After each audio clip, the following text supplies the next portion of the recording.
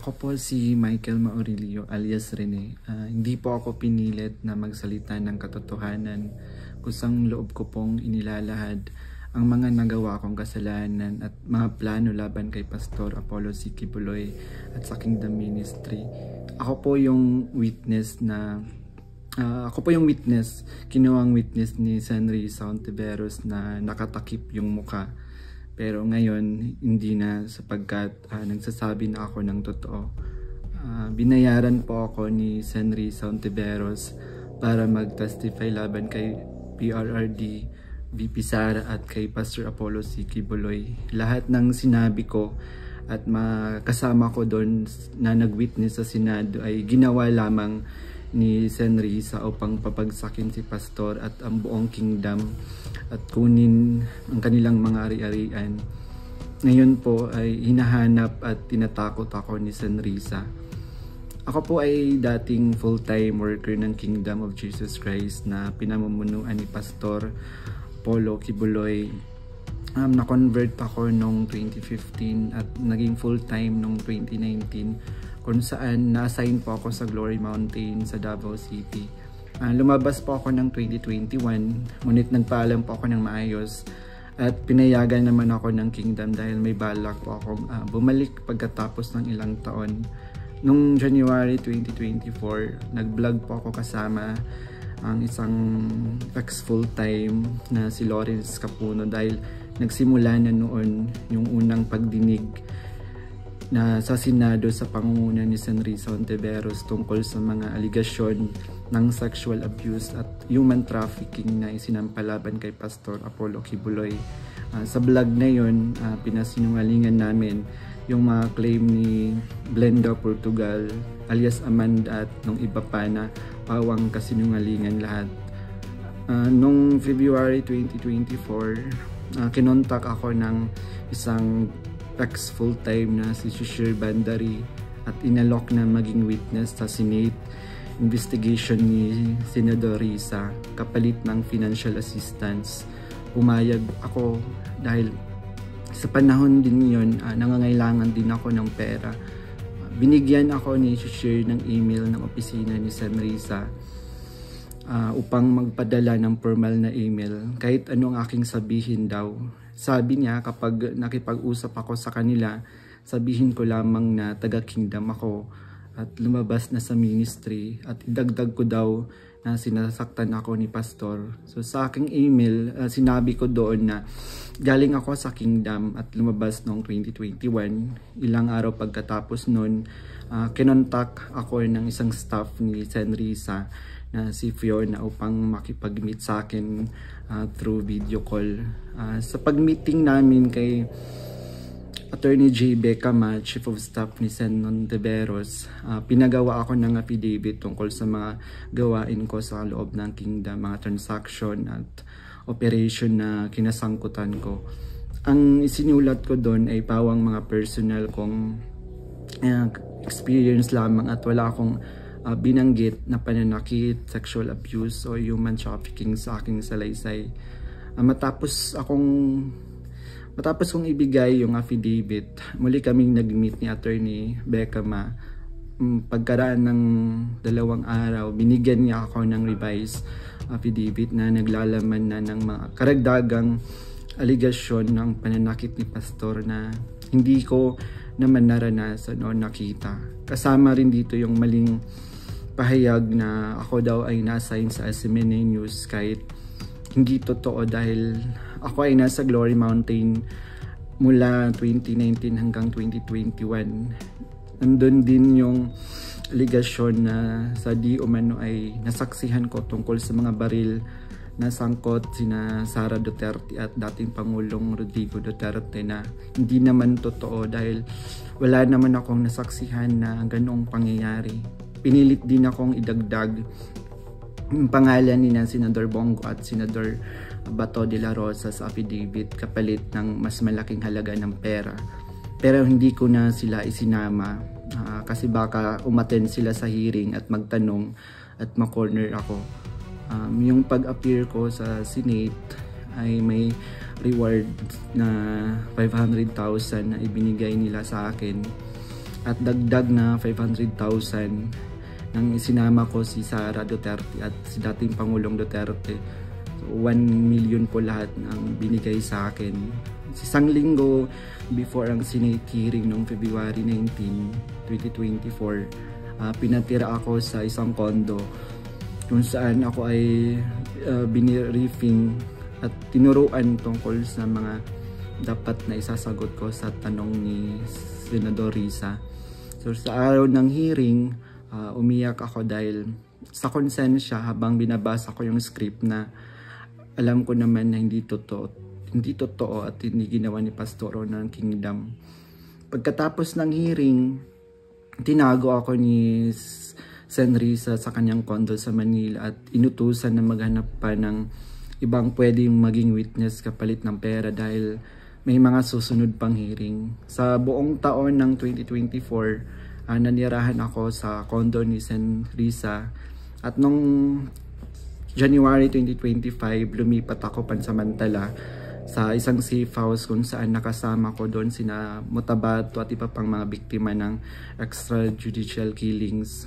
So sa bawat research o information na aking naibibigay sa Senado, nakakatanggap ako ng rewards na 12,000 na ibinibigay ni Sen Risa sa pamamagitan ng kanyang staff na si Sir Ryan.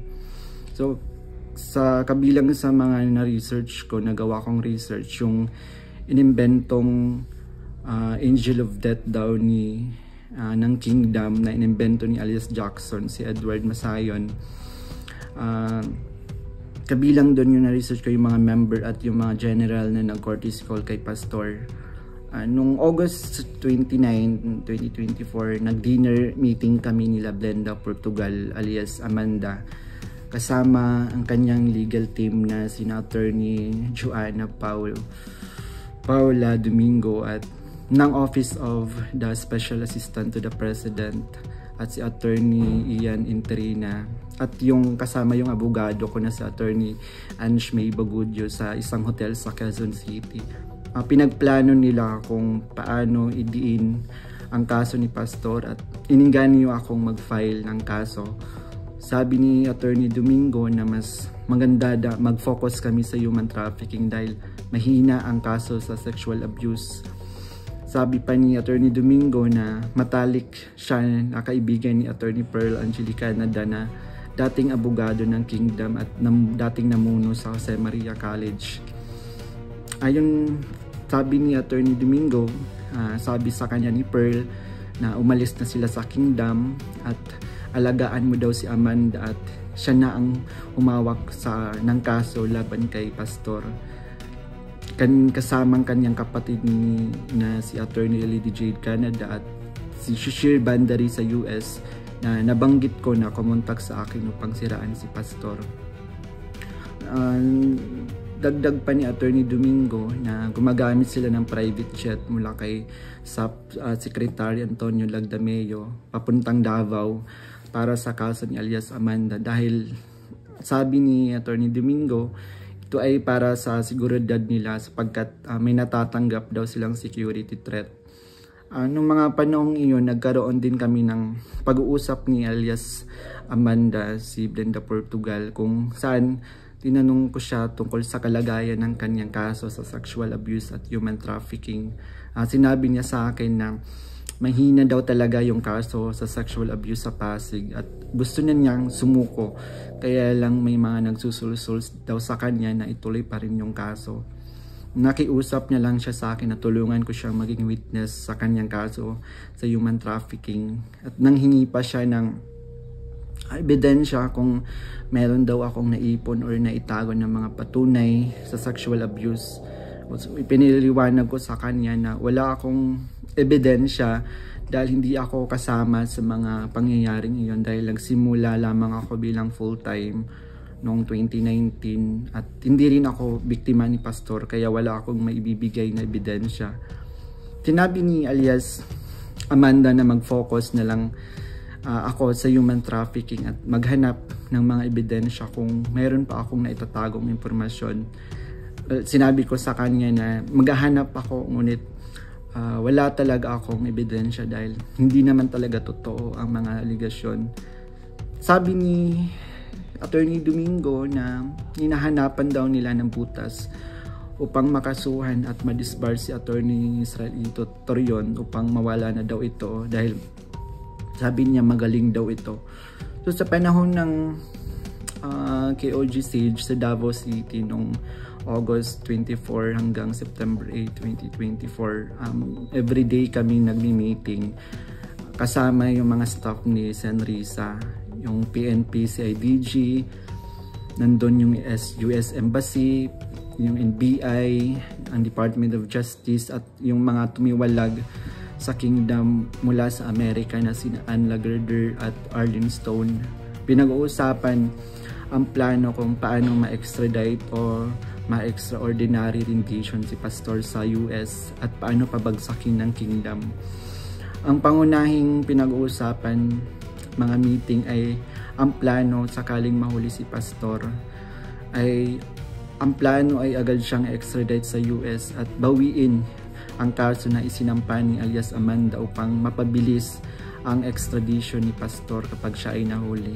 Subalit, hindi ito natuloy dahil sa pag-aalala sa US na maaaring manalo si Donald Trump sa panahong iyon na nagdulot ng paghina ng kanilang connection sa gobyerno ng US. So dahil dito, nang mahuli si Pastor, wala na silang pagkakataon na ma-extradite siya, kaya naman nagutos si Senrisa Ontiveros sa amin na labanan ang kaso dito sa Pilipinas laban kay Pastor at sa lahat ng mga administrator ng kingdom upang tuluyang pabagsakin ang kingdom. So tinatanong kami ng paulit-ulit kung may alam kami tungkol sa isang bunker daw nung panahon ng KOG Sage dahil kapag nahanap daw nila si Pastor, babahan ng pera at may bahagi kami doon. Ang bunker ang pangunahing hinahanap kaya't pinuntahan nila ang lahat ng mga posibleng lugar.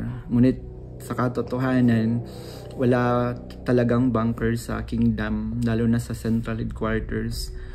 Ang mga updates tungkol sa mga ito ay galing sa kasalukuyang PNP Chief General Nicolas Torre na siyang nangunguna sa bawat meeting namin at nagtatanong tungkol sa lokasyon ng bunker. Kasama ko rin sa mga meeting na yon sina Edward Masayon alias Jackson na pumasok sa Kingdom Compound na nagkunwaring pulis dahil siya daw ang nakakaalam kung saan ang bunker. Kasagsagan ng Sage, nag-message sa akin si Fiona, staff ni Risa, na sa pamamagitan ng WhatsApp na sinabi niya na dapat ko daw tanggalin sa kaso ko si June Andrade dahil isa daw siya sa amin na nagbibigay siya ng mahalagang impormasyon. So ipinaalam ko sa kanya na ipapasa ko muna ito sa aking abogado.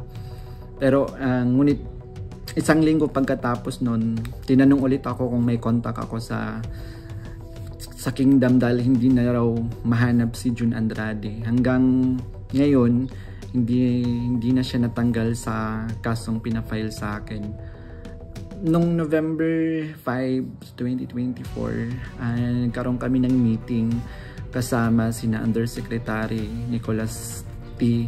ng Department of Justice at 4 pang prosecutor.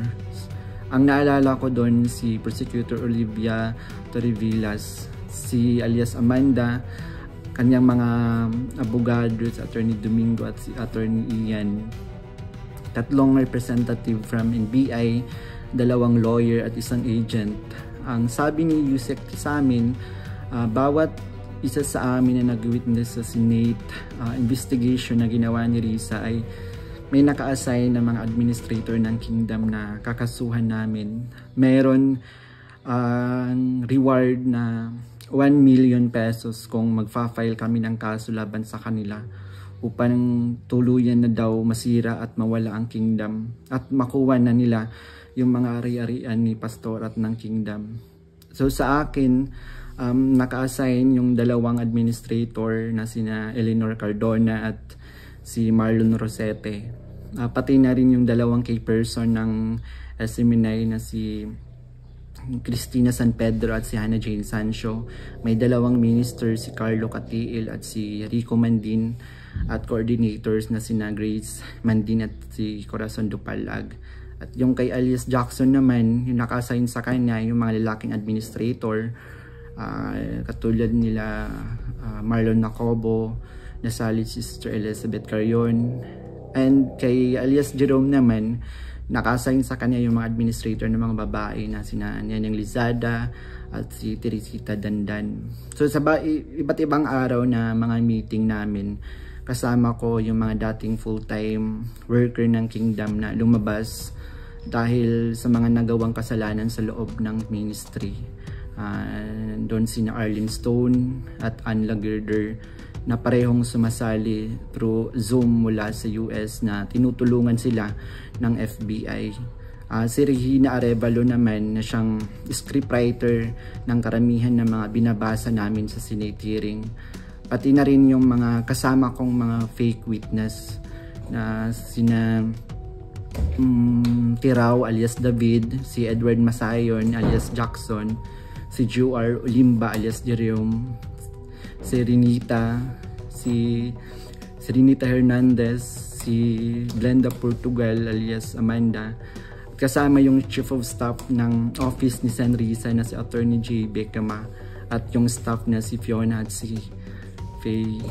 So hanggang sa ngayon, paggawa ko ng affidavit, patuloy ang surveillance at mga planong raid sa mga ari-arian ng Kingdom, kabilang ang mga Kingdom Light Congregation sa iba't ibang bahagi ng Pilipinas, yung SMNI building sa Makati, yung KOG Central Headquarters sa Davao. Bukod dito, tinatarget din yung mga anak ng mga full-time Miracle workers bilang mga biktima daw ng human trafficking at child abuse. Ngayon po ay lumalabas ako upang ilahad ang katotohanan na ang lahat ng ito ay gawa-gawang kaso at plano lamang pabagsakin si Pastor at ang buong Kingdom Ministry at kunin ang kanilang mga ari-arian. Hindi ko na masikmura yung mga ipinapagawa ni Sen. Risa na kasinungalingan at ang pamimilit niya na magsampa ako ng kaso kapalit ng pera. Wala pong ginawang mali si Pastor sa akin. Puro kabutihan ang aking naranasan habang nasa loob pa ng Kingdom. Lahat ng ito, sinabi ko ay upang ipagtanggol ang katotohanan kahit nakakatakot dahil sa mga malalaking tao yung sangkot. Pero ito na yung panahon upang tumindig para sa katotohanan at humihingi ako ng tawad sa Kingdom family, lalo na kay Pastor Apollo Kibuloy sa mga nagawa kong mali at kasinungalingan.